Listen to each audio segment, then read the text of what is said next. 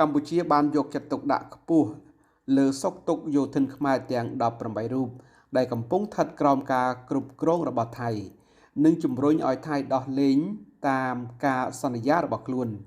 ទាក់ទិននឹងបញ្ហានេះអាយដាមទេសរដ្ឋមន្ត្រីលីថុយអនុប្រធានទី1អាជ្ញាធរមីនកម្ពុជាបានស្នើសុំឲ្យគណៈកម្មាធិការកាកបាទក្រហមអន្តរជាតិដែលហៅកាត់ថា ICRC បន្តតាមដានសុខទុក្ខរបស់វីរៈកងទ័ពកម្ពុជាទាំង18រូបនិងជំរុញឲ្យថៃដោះលែងយោធិនកម្ពុជាទាំងអស់ការលើកឡើងនេះធ្វើឡើងកាលពីថ្ងៃទី1ខែធ្នូឆ្នាំ2025អំឡុងពេលនៃជំនួបពិភាក្សាការងាររវាងអាយដាមនិងលោក Chilis Carbonier អនុប្រធានគណៈកម្មាធិការកាកបាទក្រហមអន្តរជាតិ ICRC គណៈអាយដាមកំពុងចូលរួមកិច្ចប្រជុំលើកទី22នៃរដ្ឋភាគីអនុសញ្ញាអូតាវ៉ានៅទីក្រុងហ្សឺណែវប្រទេសស្វីសអាយដាមទេសរដ្ឋមន្ត្រីបានថ្លែងអំណរគុណដល់គណៈកម្មាធិការកាកបាទក្រហមអន្តរជាតិ ICRC ដែលបានផ្ដល់កិច្ចសហការនិងគាំទ្រដល់កម្ពុជាក្នុងការទាមទារឲ្យមានការដោះលែងវីរៈកងទ័ពកម្ពុជាទាំង18រូបដែលត្រូវបានចាប់ខ្លួននិងដាក់ឲ្យស្ថិតក្រោមការឃុំគ្រងដោយខុសច្បាប់របស់យោធាថៃអាយដាមក៏បានស្នើដល់គណៈកម្មាធិការកាកបាទក្រហមអន្តរជាតិ ICRC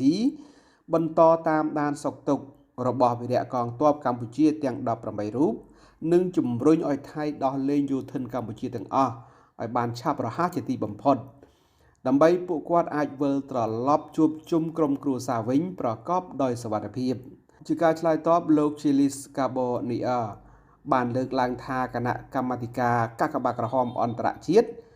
ICRC នឹងបន្តតាមដានសុខទុក្ខរបស់វីរៈកងទ័ពកម្ពុជានិងសន្យាធ្វើជាបន្តចំពោះបញ្ហានេះជាមួយគ្រប់ភាគីពាក់ព័ន្ធសូមបញ្ជាក់ថាគិតត្រឹមថ្ងៃទី5ខែធ្នូឆ្នាំ2025គឺជាថ្ងៃទី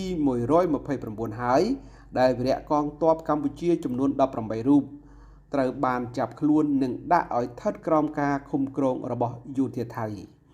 កម្ពុជាសូមអំពាវនាវឲ្យភាគីថៃគោរពឲ្យបានម៉ឺងម៉ាត់ស្មោះត្រង់និងដោយសុឆន្ទៈពិតប្រាកដនៅសេចក្តីថ្លែងការណ៍រួមស្តីពីកិច្ចព្រមព្រៀងសន្តិភាពរវាងកម្ពុជានិងថៃ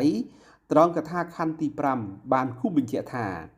ភាគីថៃត្រូវដោះលែងយោធិនទាំង18នាក់របស់កម្ពុជាជាបន្ទាន់ដោយមិនបង្អែបង្អង់ព្រមទាំងគោរពនិងអនុវត្តនៅរាល់កាតព្វកិច្ចទាំងឡាយនៅក្រោមច្បាប់អន្តរជាតិជាពិសេសច្បាប់មនុស្សធម៌អន្តរជាតិដោយដោះលែងវីរៈកងទ័ពកម្ពុជាឲ្យបានឆាប់រហ័សជាទីបំផុត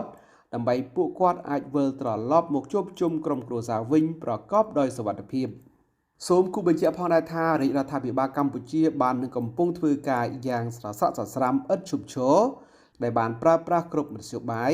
និងយន្តការដោះស្រាយទាំងអស់ដើម្បីទាមទារឲ្យភាគីថៃដោះលែងវីរៈកងទ័ពរបស់យើងទាំង18នាក់នោះឲ្យបានឆាប់រហ័សជាទីបំផុតនិងដោយសុខសុវត្ថិភាពរាជរដ្ឋាភិបាលក្រសួងការពារជាតិនិងកងយុទ្ធពលខេមរភូមិន្ទមិនដែលបោះបង់កងទ័ពរបស់យើងណាម្នាក់ចោលនោះឡើយ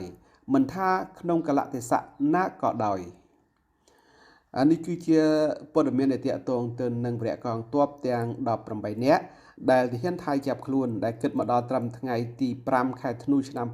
2025នេះគឺមានរយៈពេល129ថ្ងៃហើយ